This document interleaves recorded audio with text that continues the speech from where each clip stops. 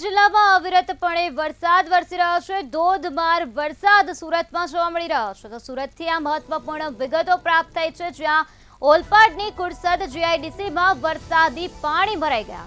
Shopping centre તેમજ મુખ્ય માર્ગ પર વરસાદી પાણી ફરી વળ્યા છે। જીઆઈડીસીના મુખ્ય માર્ગ પર પાણી ભરાતા લોકોને હાલાકી ભોગવવાનો વારો આવ્યો છે। તંત્રની પ્રી મોન્સૂનની કામગીરીની પોલ અહીં છતી થઈ ગઈ છે, કારણ કે લોકોને હાલાકી ભોગવવાનો વારો આવ્યો છે। ઓલપાડની કુરસદ જીઆઈડીસીમાં વરસાદી પાણી ભરાઈ ગયા છે। આ વરસાદી પાણી ભરાયેલા દ્રશ્યો સામે આવ્યા છે, જે સુરતના છે, જેના કારણે વાહન ચાલકો અટવાઈ ગયા છે। આ સાથે સ્થાનિકોને પણ અવરજવર કરવા માટે મુશ્કેલી વેઠવી પડી રહી છે।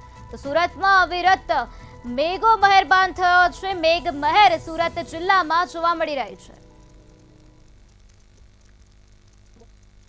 સુરત જિલ્લાના ગ્રામ્ય વિસ્તારમાં આજે વહેલી સવારથી ધોધમાર વરસાદ વરસી રહ્યો છે, જેને લઈને ઓલપાડ તાલુકામાં પણ ઠેર ઠેર પાણી ભરાયા છે। ત્યારે મંટો ન્યૂઝની જે ટીમ છે એ કેમ વિસ્તારમાં આવી છે અને જ્યાં પાણી ભરાયા છે, કુરસદના જે વિસ્તાર આવેલો છે, જીઆઈડીસી વિસ્તાર આવેલો છે, કે જ્યાં અહીંથી દુકાનો આવેલી છે, જીઆઈડીસી વિસ્તાર છે, જે કામદારો છે એ કામદારો પણ અહીંથી જવું પડતું હોય, પરંતુ મુખ્ય માર્ગની બાજુમાં જે રસ્તો છે એ રસ્તા ઉપર ઘૂંટણસમાં પાણી ભરાઈ ગયા છે।